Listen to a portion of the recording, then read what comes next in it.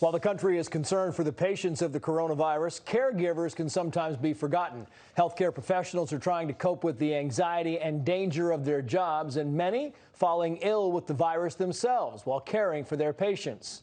For a closer look at how the coronavirus is affecting healthcare professionals, we bring in Dr. Anita Gupta. She is a board-certified pain anesthesiologist. I mean, you're on the front lines there. It's got to be anxiety-ridden. We just talked about this with TSA people, have no idea who's coming through. A lot of first responders and medical people, they know that these patients might have coronavirus, and yet they have to treat them. How do you deal with that?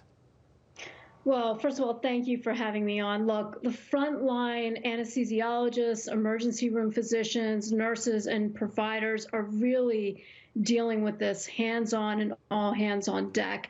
They're knowledgeable, they're capable, they have the capacity to deal with this, but what is lacking are resources. And we're hearing this from the front line, from caretakers and frontline providers, that they need those resources. And that's really what is so critically important, to get the care to the patients immediately. They need to protect themselves while they're actually taking care of these patients. I want to read you this quote. This is from Dr. Stephen Anderson. He's a 35-year veteran of emergency rooms in a suburb of Seattle, which, of course, Seattle, one of the hardest hit areas in the country. He says, and I'm quoting here, most physicians have never seen this level of angst and anxiety in their careers. I'm sort of a pariah in my family. I'm dipping myself into the swamp every day. And you can imagine if, you know, dad comes home and he's been with coronavirus patients all day, or your brother comes home, or you get it, right? You think, wow, I'm not really sure that it's a good time to have brother Stephen over for dinner this weekend. Right. Look, this is a story that's being told many households all over the United States, and this is going to begin to come up more frequently. And I have to tell you that the stories are, incredible. And I think that, to your point, we really have to find a way forward. And there is hope. And I really do believe that the United States healthcare system is the global leader in public health, and we can overcome this. But we do need the resources, and we do need to bring all of the people that we have together. And that means getting the ventilators, getting the medication, adding hospital beds, redistributing protective equipment.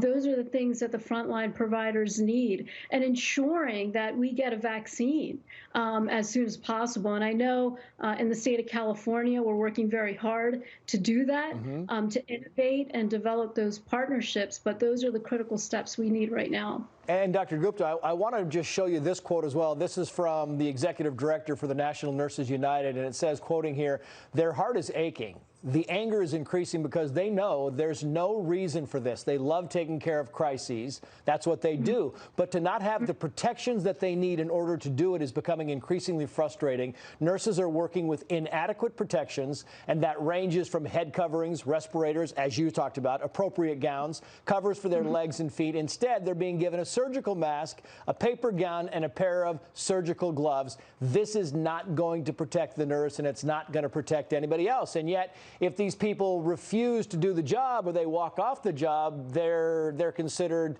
non-team players."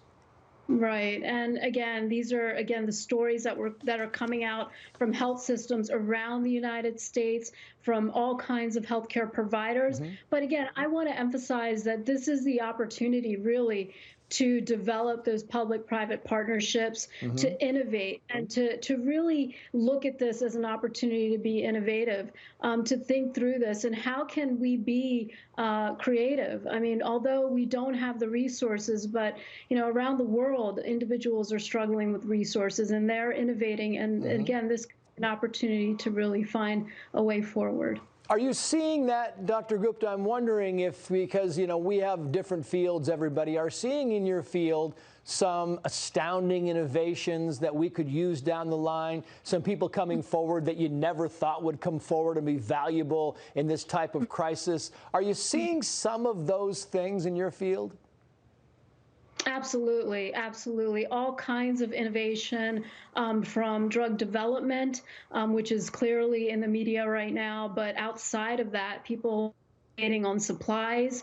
We're hearing about 3D printing of masks. We're hearing about people willing to put forward all kinds of products to protect our frontline providers. But there needs to be more innovation and more creativity, and we need to put our provider safety alongside our patient safety as well. And who do we reach out to, Dr. Gupta? When you say there needs to be more, who are we not reaching out to that we should be reaching out to kind of get us all together on the same page?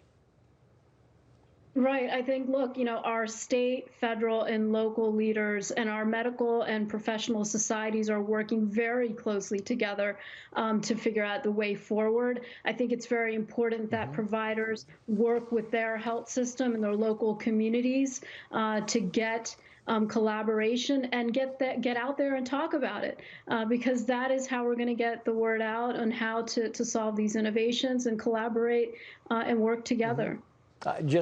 We got to go here. I just want to know if you have any self-calming tips you can give us before we leave. To your point, look, it is a stressful time, and I would emphasize that being calm and being focused, that we will get through this. Again, we are a global leader in the United States in public health, and this is not unprecedented, and we will overcome it. Yeah, Dr. Gupta, good of you to join us. Thank you so much. Thank you. Thank you.